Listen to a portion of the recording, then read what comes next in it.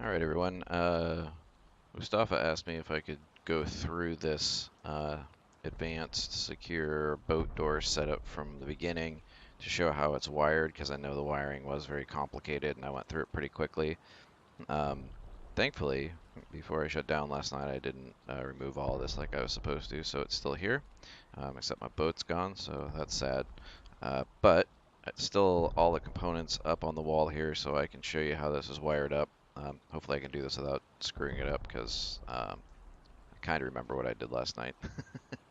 So this is going to be a long video. Um, so here's how this works. I already have these pressure pads down. As someone else mentioned, if you don't like using pressure pads, you can use lasers. They both do the same thing. They're momentary triggers. Um, I have a laser mounted out here, pointed off the end of my entry here to pick me up when I'm coming in. There is a lock on the door, um, and I got some solar panels up there that are bringing power down to my main switch here.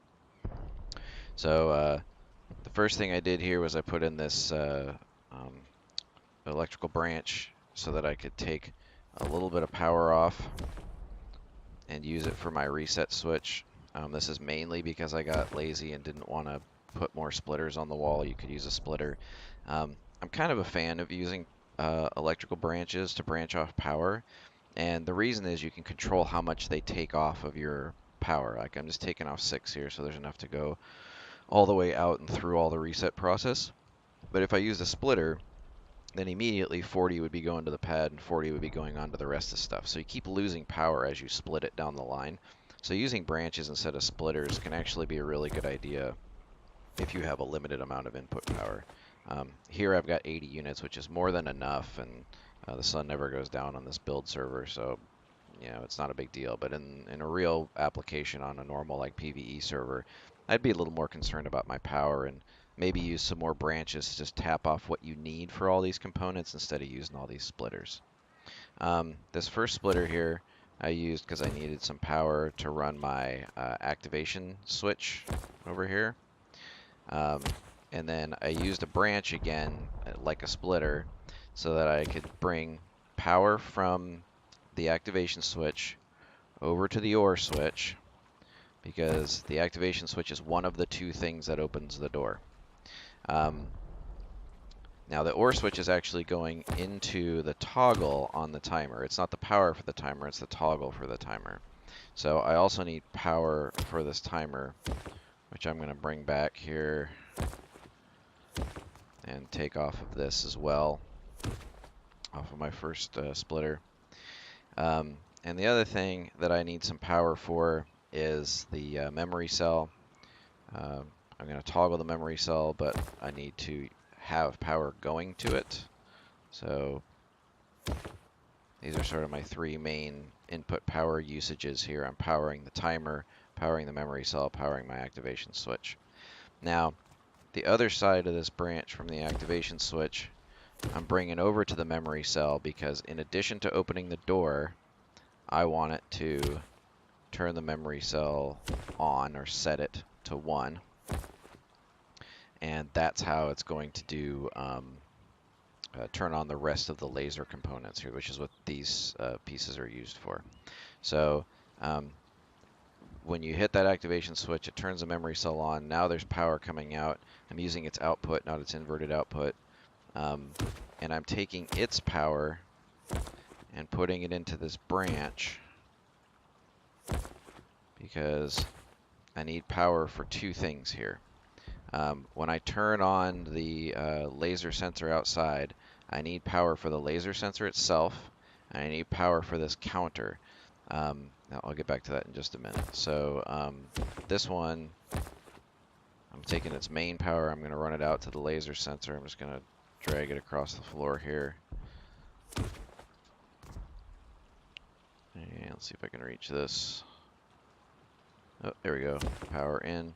We're going to bring the power out from the laser back while I'm here, just because I'm lazy. And it is incrementing the counter. So the output of the laser goes into increment counter. There's no power to the counter yet, which I'll fix in a second, but the laser's job is when it turns on, because of the activation switch giving it power, what it sends back is increment pulses. So anytime you trigger the laser, it increments the counter up by 1. The reason I use this branch here is because I need some power to run the counter and the things that it's going to trigger. So there's some power to the counter. By default, it's on and it's 0. I set it to 2 because I want it to trigger after it counts up twice. So after the laser triggers twice, I want the counter to put power out. This is the other door trigger. So when you take this power and you plug it into the other side of the OR switch, when this hits 2, it's going to put power through. When it puts power through to the OR switch, it's going to trigger the timer. Door is going to open. So the 2 OR decisions are, did you press the activation pad? That opens the door. Or did the counter hit 2? That triggers the door. I guess I should wire the door up while I'm here. So I'm going to take this wire out. I'm going to bring it across under here and find this door controller. It's underwater. Ugh. There we go. All right. Remember to place your door controller while your door is closed and unlocked, or before you put the lock on. You can't put a door controller, you can't pair it to a door that's open or locked. Okay. So, what did I forget? Oh, the reset. Yeah, so the reset pad is going to come out here. And I'm going to run it up the wall to this splitter. And the reason I used a splitter, I could have used a branch, is I need 2 power outs. When I hit reset, I want 2 things to happen. I want it to reset the counter. So here's the clear counter. I want it to go back to 0 because it's probably already at 2 or 3 or however many times you triggered that when you came in. And the other thing I want it to do is I want it to reset the memory cell, which will turn off the laser and the counter so that they are not allowing people to come in from the outside. So, boom. Wait, there it goes. Okay. So now I step on reset, clears that, turns off the memory cell. Now the laser's off. If I didn't show you that before, you can see there's no beam, it's not on, no red light. So now you're secure, as it were. If I close the door. Derp. Okay, there we go. Okay, so now everything is secure. So when I hit the activation pad, door opens, memory cell turns on, counter turns on, laser turns on, you can see the beam.